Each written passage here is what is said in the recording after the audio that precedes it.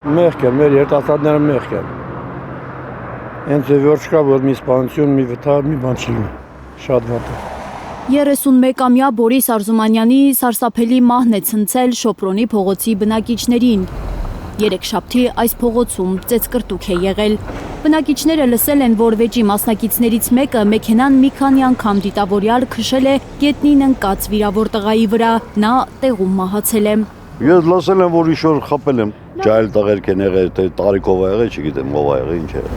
Շոպրոնի փողոցում ապրողները վստահեցնում են, որ գիշերը տեղի ունեցած թեժ վեճի ձայները չեն լսել, չնայած սպանության ենթադրյալ վայրը հեռու չէ բարձրահարկ այս շենքից։ Անմիջապես շենքի բակում, շենքի հետևի մասում։ Ենթադրյալ սպանության վայրում փշրված ապակիներ են, Շոպրոնի բնակիչները սպանված տղամարդուն չեն ճանաչում, միայն լսել են, որ ամուսնացած էր, 2 երեխա ունի։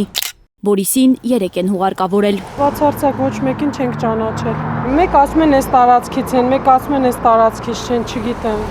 Ֆոտոլերագրող Գագիկ Շամշյանի տեղեկություններով 15 մարդու մասնակցությամբ ծեծկրտուքի ժամանակ եւս մեկը վիրավորվել է, 30-ամյա տղայի գտնվելու վայրը հայտնի չէ։ Քննչական կոմիտեն մանրամասներ չի հաղորդում 5 օր առաջ տեղի ունեցած դեպքից։ Մամուլի խոսնակը մեծ զրույցում միայն ասաց, որ քրեական հետապնդում է հարուցվել 2 մարդու նկատմամբ։ Բարդակ ա դարել։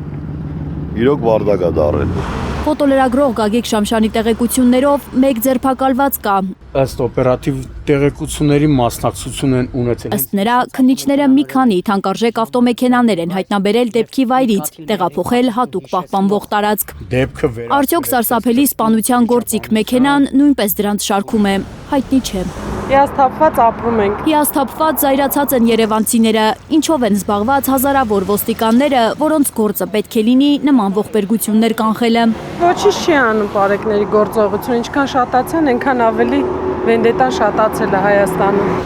Բարեկներ, начальник հետևից ման գալու համար, ոչ մի բան, ժողովրդի համար չի այդ բարեկները։ Մեր ազգի ամենամեծ թշնամին է այդ բարեկ ոստիկանությունն է։ Մեր երկրում մեզ ապահով չենք զգում, ասում են մարդիկ, սպանությամբ ավարտված ծեծկրտուքները դարձել են սովորական մի բան։